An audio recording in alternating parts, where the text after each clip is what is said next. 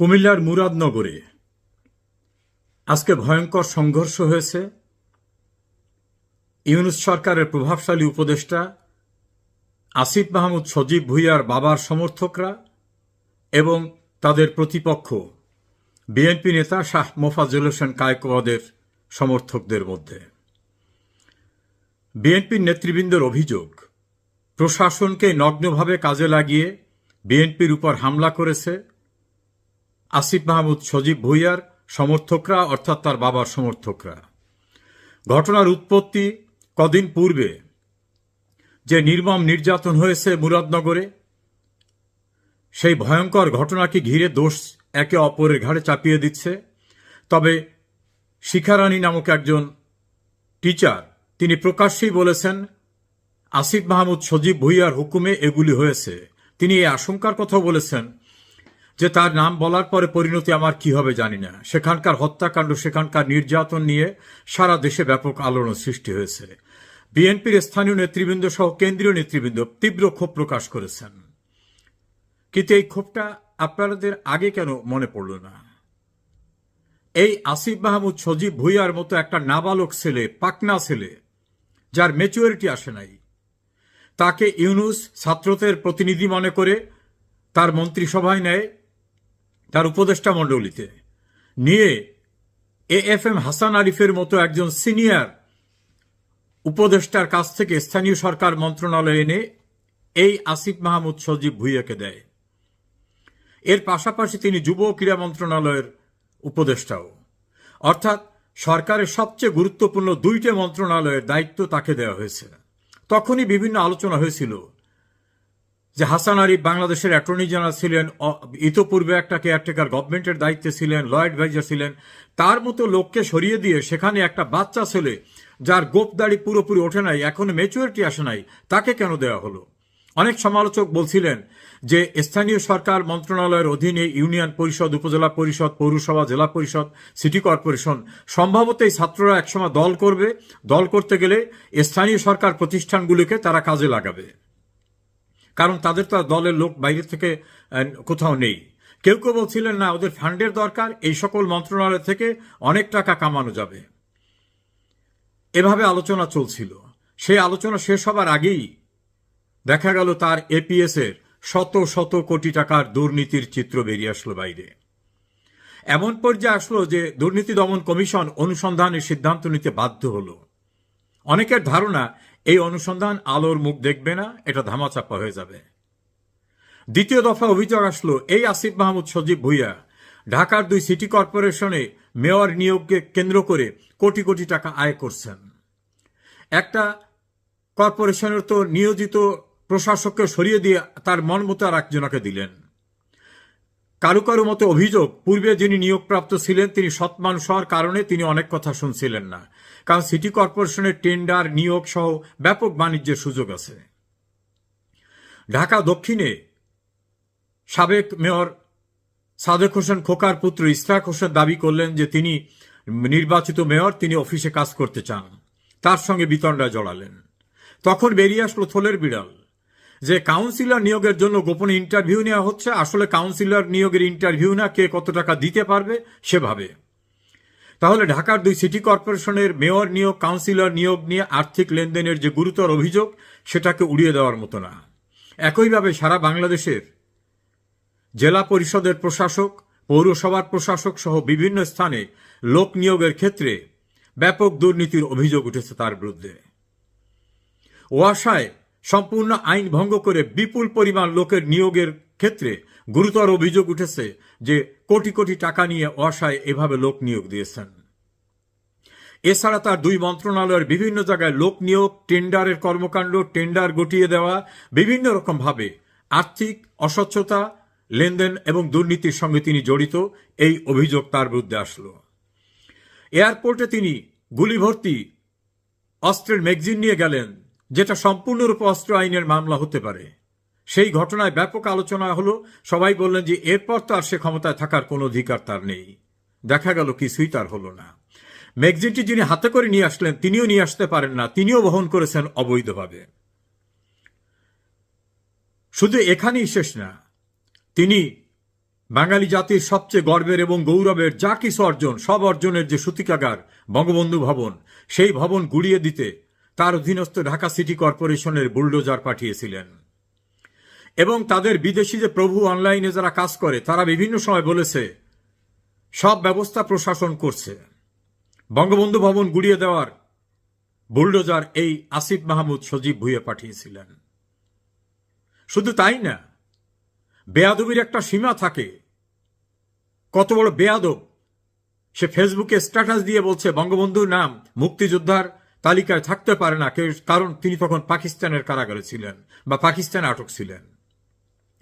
ওর তো জন্ম হয় না, আমি জানি না ওর বাবার জন্ম হয়েছে কিনা 71 সালে, আর জন্ম হয়ে থাকলে পাকিস্তানি বাবাদের পক্ষে ছিল কিনা আমি জানি না, কিন্তু আমার সন্দেহ তাই। যদিও ফেসবুকে দেখছি তার বাবার দুর্নীতির কারণে চাকরি গেছে, অনৈতিকতায় জড়িত, চরিত্র নিয়ে বিভিন্ন কথা উঠেছে। বঙ্গবন্ধুকে নিয়ে ঔদ্ধত্যপূর্ণ স্ট্যাটাস দেওয়া, বঙ্গবন্ধু মুক্তিযোদ্ধার তালিকায় থাকবে কি থাকবে না ও বলে, বঙ্গবন্ধু ভবন গুড়িয়ে দিতে ও বুলডোজার পাঠায়। এত দুর্নীতি, এত অনিয়মের অভিযোগ।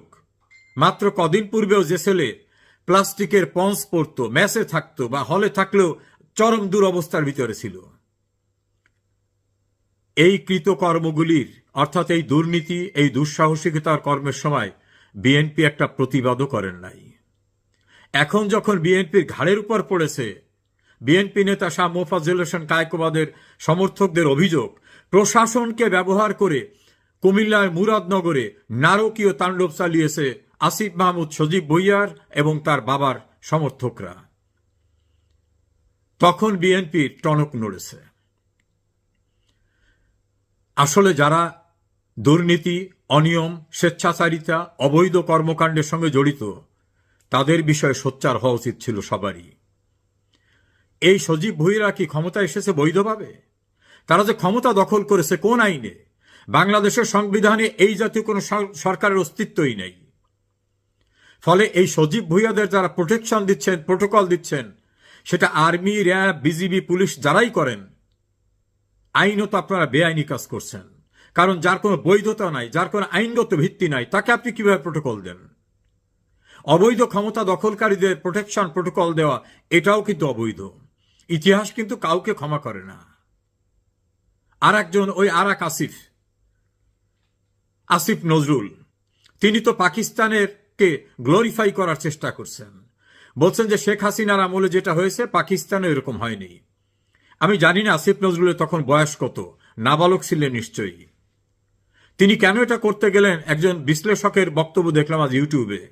তিনি বললেন যে ঘাতক দালার নির্মূল কমিটি গঠিত হয়েছিল শহীদ জননী জাহারা ইমামের নেতৃত্বে। তখন যে গণ আদালত হয়েছিল, সেই আদালতে স্বাধীনতা বিরোধীদের যে বিচার হয়েছিল, সেই বিচার প্রক্রিয়ায় আসিফ নজরুল ছিলেন। মাওলানা দেলোয়ার হোসেন সাঈদের উপরে তিনি বড় আর্টিকেল লিখেছিলেন। যুদ্ধ অপরাধীদের বিচারের গণ আদালত প্রক্রিয়ায় থাকার যে অপরাধ, তার থেকে বাঁচার জন্য তিনি এখন পাকিস্তানিদের পক্ষে আর বাংলাদেশে থাকা পাকিস্তানিদের অনুসারীদের খুশি করাবার জন্য চেষ্টা করছেন। যদিও সেই 71-এর ভয়ঙ্কর অপরাধের সঙ্গে জড়িত জামাত ইসলাম, নিজাম ইসলাম, মুসলিম লীগ এবং অন্যান্য যারা, তারাও এমন সাহস করে কথা বলেনি যে 71-এর ঘটনা শেখ হাসিনা আমলের চেয়ে কম গুরুত্বপূর্ণ ছিল। আসিফ নজরুল, আপনার প্রভুদের খুশি করার চেষ্টা করে লাভ নেই। আপনি যাদের বিরুদ্ধে ছিলেন এখন খোলস পাল্টিয়ে যে রূপ ধারণ করছেন, এতে পরিত্রাণ হবে না। আপনি না ফেসবুকে স্ট্যাটাস দিয়ে বললেন যে বঙ্গবন্ধুর মতো মহান নেতা হয় না। আপনি না তৃতীয় মাত্রায় গিয়ে বললেন যে বঙ্গবন্ধুর মতো এত ত্যাগী মহান নেতা এই দেশে জন্ম নিয়েছে, শেখ হাসিনা আমাদের জানতে দেওয়ার জন্য শেখ হাসিনাকে ধন্যবাদ দিয়ে আর্টিকেল লিখব। সেই বঙ্গবন্ধুর ভবন গুড়িয়ে দেওয়া, সেই বঙ্গবন্ধুর ভাস্কর গুড়িয়ে দেওয়া, আপনি যাকে নিয়ে ধন্যবাদ জানিয়ে আর্টিকেল লিখতে চেয়েছিলেন, সেই শেখ হাসিনার বিরুদ্ধে যে সকল জঙ্গি কর্মকাণ্ড, আপনার কণ্ঠস্বর কি স্তব্ধ হয়ে গেছে নাকি মুখে ক্লুব দিয়েছেন? আপনি তো বলেছিলেন 26 লক্ষ ভারতীয়রা এখানে কাজ করে, ক্ষমতায় গেলে কি না করবেন, প্রাইভেট বাসে চলবেন, কত কথা বললেন। কই প্রাইভেট গাড়িতে তো আপনাকে চড়তে দেখি না, অর্থাৎ পাবলিক ট্রান্সপোর্টে। ভারতীয় নাগরিকদের তো খুঁজে বের করতে আপনাকে দেখি না। আপনি না মালয়েশিয়া থেকে ফিরে এসে বললেন জনশক্তি রপ্তানির দ্বার উন্মুক্ত হয়ে গেছে, দেশে বাহবা কুড়ালেন। কি দেখছি এখন? মালয়েশিয়ায় যাবার পরে গ্রেপ্তার হচ্ছে বাঙালিরা। আর মালয়েশিয়ার ঘটনা দেখে অন্য কোনো দেশ আর এখন বাংলাদেশের ম্যান পাওয়ার নিচ্ছে না। শ্রম কর্মসংস্থান মন্ত্রণালয়ে আপনি আছেন, ওটাকে শেষ করে ছাড়ছেন। আইন বিচার সংসদ মন্ত্রণালয়ের দায়িত্বে আপনি আছেন। আমার মনে পড়ে একজন সাংবাদিক আপনাকে প্রশ্ন করছিল যে এই সরকারের লিগ্যাল ভিত্তিটা কি, আপনি জবাব দিতে পারেন নাই।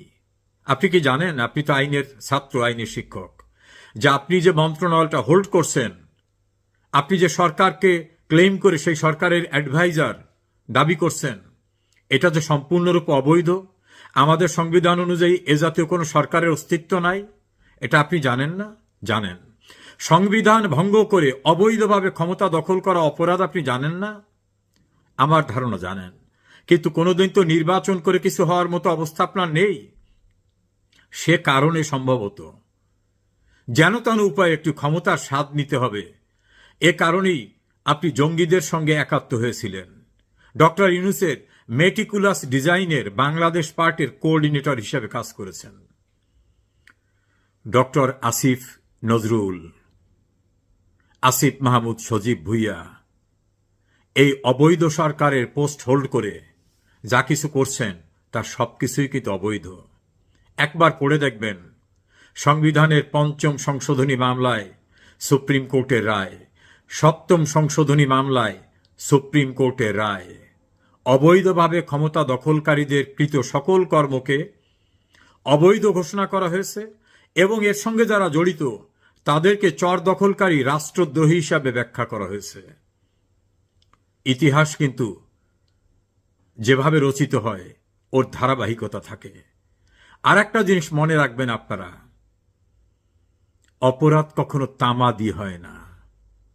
২ বছর, ৫ বছর, ১০ বছর, ২০ বছর পরেও না। বঙ্গবন্ধুর খুনিদের বিচারের রায় সম্পন্ন করে চূড়ান্ত কাজ করতে কিন্তু 36 ইয়ার্স লাগছিল।